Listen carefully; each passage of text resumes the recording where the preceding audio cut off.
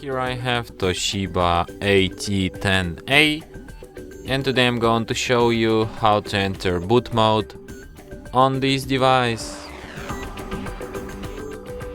To do this, firstly you have to turn your device off by holding down power key, then tap power off. And after it turns off completely, hold down a combination of keys, power key plus volume up at the same time for a couple of seconds like this.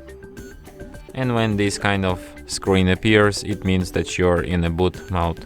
So here at the boot mode you can use volume keys to navigate and power key to select, and you have just like Android boot and this recovery boot. So like this one takes you to recovery mode and this one just restarts device. So if you want to quit this mode, just select an Android, and after that device will be restarted just as usual.